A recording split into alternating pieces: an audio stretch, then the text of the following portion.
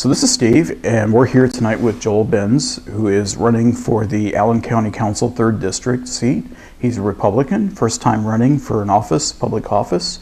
Joel, we really appreciate your time tonight. Thank you for having me, and I'm glad to be here and be able to kind of interact with you and your viewers. So, thank you. Why don't you maybe tell us a little bit about yourself for those who may not know you? My background, I'm a small business owner. I've lived in Allen County for about 12 years now. I have a property management group. I also am a paramedic. I work for both Parkview Samaritan and then the city of Fort Wayne as a paramedic, and I've done that for a number of years. And thirdly, I'm a family guy. I have a wife and 2 children. And that's basically me in a nutshell. So this is, like Stephen said, this is my first time running for office. I won a hotly contested 5-way primary, and I'm looking forward to representing the citizens of Allen County here coming up.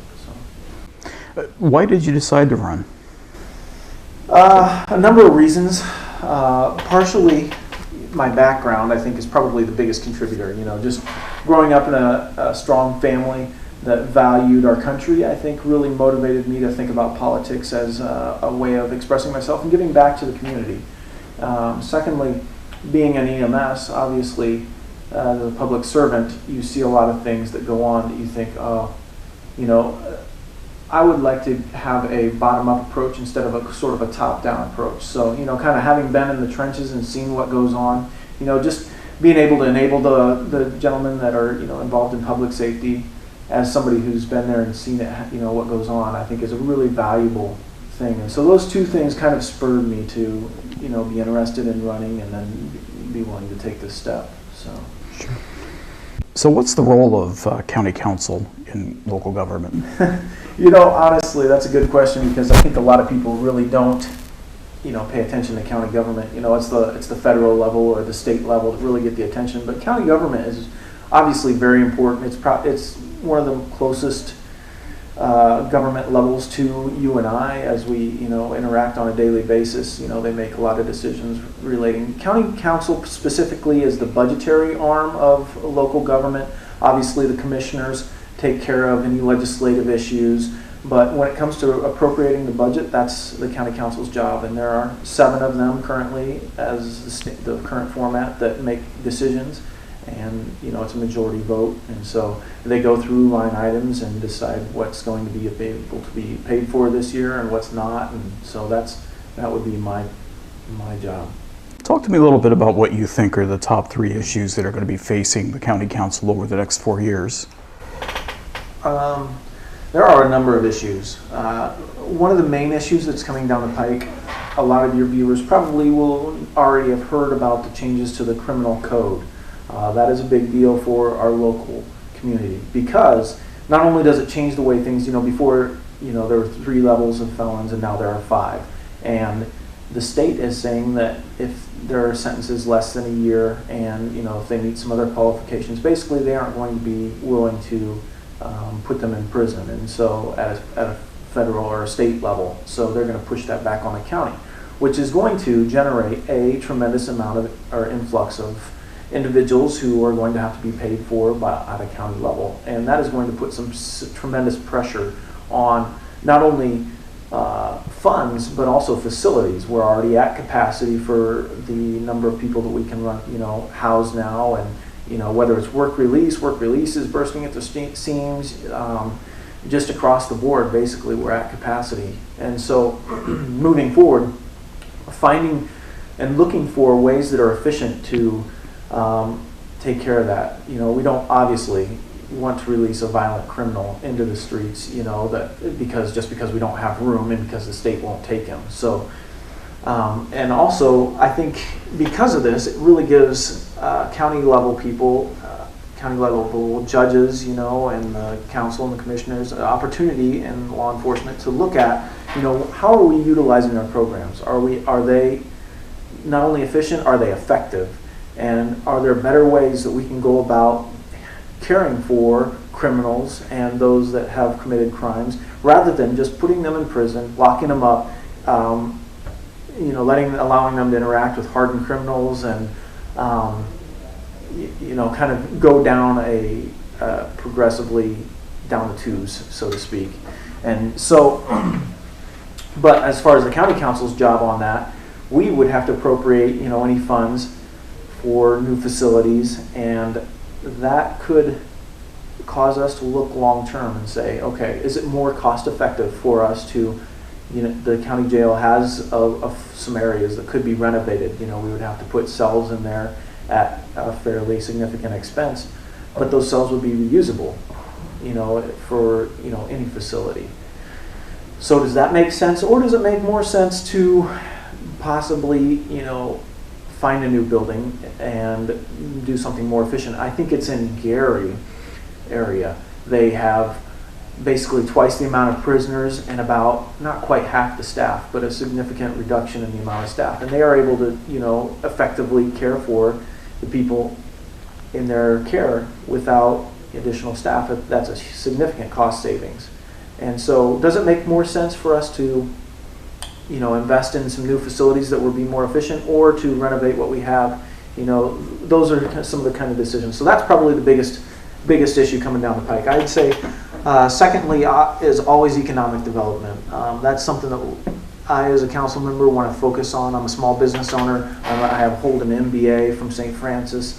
And so economic development, business development are near and dear to my heart. And I think that they are really stimulants for the community. And so finding ways, not just through abatements, but other ways to attract business to Fort Wayne and Allen County, and make us, we are already one of the best states, top 5 for business, and we are one of the best counties in this state. So we're already attractive, but there are, I think, little things we can do to make ourselves more attractive in the outside company.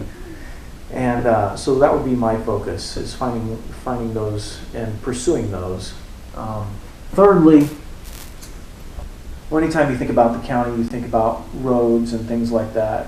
And I think they currently have done a pretty decent job of maintaining those. So just finding ways to streamline government, make it more efficient, is my intent. And I think anytime you streamline a business, that's what they teach you in your MBA courses. That's what they teach you, and you learn as a businessman.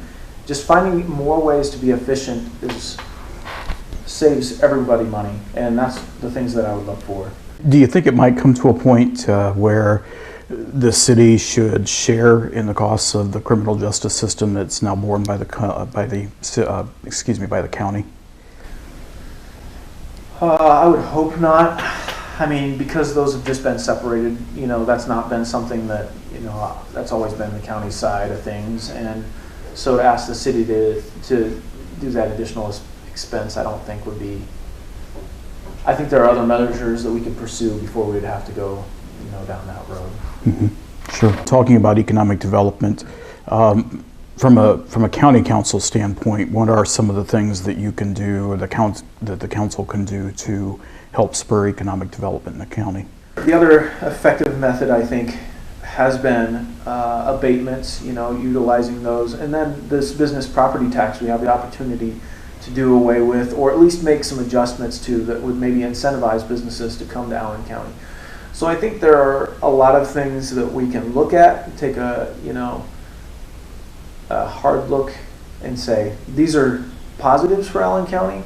If we can do this, this will promote long-term growth. And by doing those things, I think down the road we'll see some significant returns on our investment there. So those are the sort of things. From my idea as a businessman is to bring that sort of an approach to this job. So sure. And talking about tax abatements, I guess we're calling them tax deferrals now. Yeah. For me to get the proper terminology, but are they a good thing? Are they a bad thing? How do you weigh in on those? Tax deferral, in my short and sweet, is they're a necessary evil. I think that's probably not the most politically correct way to put it, but I think that in order to compete on a statewide or national-wide level, we have to offer some of those. I would like to see us implement, some other things. Downtown has started to really explode, and there's a lot of positive energy, and I would like to see us continue to use that and build on that, and to get to the point where we wouldn't have to just use an abatement as the only measure to bring businesses in, where we could say, we have a lot of other things going, and I think that really attracts business more than maybe just an abatement. And the real drivers of growth in any community, I think 50 or 60% of the gross domestic product is small business. And those are, when you break it down and really look at stuff, those are the real growth engines of our country. Even President Obama has talked about that in some of the State of the Union stuff. So I think finding ways of public-private kind of marrying together to really encourage small business growth is honestly a much better and I think more important venue than really just giving big business the continued abatement. So as a small business owner, I think I see the value, and I know there are ways that we can really be a catalyst for small business. There are some people working here in Allen County already on that. Northeast Indiana Innovation Center is one of those areas, and they are doing a great job of incubating businesses and then just letting them flourish. And so I think more initiatives like that would be really healthy for Allen County, and kind of neutralize the need for abatements, which I think then would, it just kind of is all part of working together and improving the community of Allen County here. If you have a company that's been given a tax deferral or tax abatement and they're not performing the way they said they would, how do you feel about clawbacks? Is that something that should be enforced? Where do you weigh in on that? Yeah, absolutely. I think we have come a long ways. A few years ago, there weren't any real parameters on that, and they've done the current council and the city council, both county and city, have gotten together and worked on that and built and put some parameters in place. That does have some teeth. If they aren't meeting certain things, that they will, take some of that back. And so I think those parameters are good. I think maybe they could be tweaked a little bit to be a little bit more effective, maybe, but I do think that there is a good framework that is in place currently that needs to continue to be utilized. Sure. One of the other issues that you mentioned was streamlining and efficiency in government. Any ideas about that? I think there have been some good progress. A lot of the permitting process has gone online in the last few years, and I would like to see more of that, more of our county government offices, beginning to put their services, their interaction, and just being more web-based, because I think it's such a more efficient process. So much of government is, based on paperwork, and it just, that whole thing slows the process down. If you look at the VA as an example of, that's a real bureaucracy, and it takes them, I think, 262 days to process an application, and that's a really extreme example and not at a county level, but I think kind of the same thing can tend to happen. And so by putting it online, you can streamline and make things more efficient, make them happen faster, and it doesn't hurt anybody, and it just makes it so much more user-friendly. And that's what I think county government's real purpose is to be user-friendly to the people of the community, and so I think that's an important step, just finding those different ways that we can go online. And I think they have done a decent job up to this point of kind of trending in that direction, but I would really like to see that continue. One of the ballot questions this November is a referendum question for the voters to whether they want to eliminate the Board of Commissioners, which is 3, and go with a single county executive. Where do you weigh in on that issue? Well, first of all, let me say I think it is an important issue. I think that as a member of county council, it wouldn't affect me for the first 4 years if it were to pass, and then after that, it would radically change the way our county is run. So I am looking forward to representing the citizens of Allen County either way it goes. Whether we continue the way we are or whether we go to a single county executive. I've worked hard to put myself in a position to represent the citizens of Allen County, and I will continue to do that however things look and whatever my job may take the form of. That said, I do think that there are efficiencies that could come in with a single county executive. And I see points on the side of the 3 executives. So I think that both sides have probably some pretty significant reasons why both sides may be a good choice. And I think ultimately it's up to the individual voter to decide what is going to represent me best. What's going to be most efficient and most transparent, and make those decisions on an individual basis, and then we can collectively come together as a community and say, hey, let's make a change. We think that this is going to be the best thing moving forward, or what we have is really good. It's in line with what the rest of the state has, and we don't want to change. So, I would be happy to serve as a single county executive, under a single county executive, and take on more responsibility. I would also be very happy to serve in the current format with 3 commissioners and just take care of the budgeting and focus on that. So that's, sure, in a nutshell, my answer. Okay. Or one of the ways that this would be settled as well is what you talked about with the change to the county council. Right now it's 4 single districts and 3 at large. It would go to 9 single districts. First question, I've heard from various people that they feel that's a loss of representation. Yeah. How do you feel about that? That depends on your viewpoint, I think.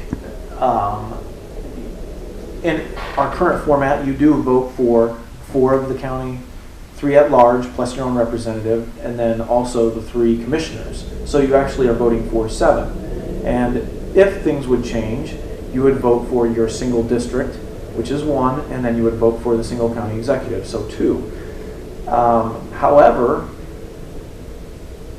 although you would be voting for fewer, you would also have, instead of, it would be 49,000 for your district. So if you split Allen County up 9 ways, you have an individual that you directly vote for that would maybe hold more similar thoughts and ideas to what you would hold. So it depends on your focus and how you look at things, whether you're losing representation or you're not really losing representation. I think kind of at the end of the day, that's sort of a wash, personally. You're still being represented, whether just the number of people you vote for that are going to represent you changes. So. Sure. Is that something that should have been left up to the voters? I mean, we're going to all the trouble of putting this referendum out there. Yeah. Personally, I would have liked to have seen an alternative. I would have liked to have seen them leave 3 at-large individuals out there. I think that would have been a good kind of middle-of-the-road thing to do on the county council side, and then that would have kind of mollified some of the, I'm only voting for 1. Now you would have 3 at-large plus a single executive plus your own individual district. So I think that would have been a really good way to go, but obviously that's not the choice we're presented with, and so we have either all or nothing kind of at this point. And, so it's up to each individual voter to really make their decision on election day. Sure. Well, Joel, we've run through my list of questions. Give you an opportunity if there was anything else that we wanted to talk about that we hadn't mentioned. No, I can't think of anything. I really appreciate your time and allowing me to come down here and just kind of interact with not only you, but also your individuals that are out on the web and watching this. And I look forward to representing you after November 4th. I hope I will earn your vote, and thank you again for your time. Joel, we appreciate your time, and we thank you and wish you well in November. Thank you.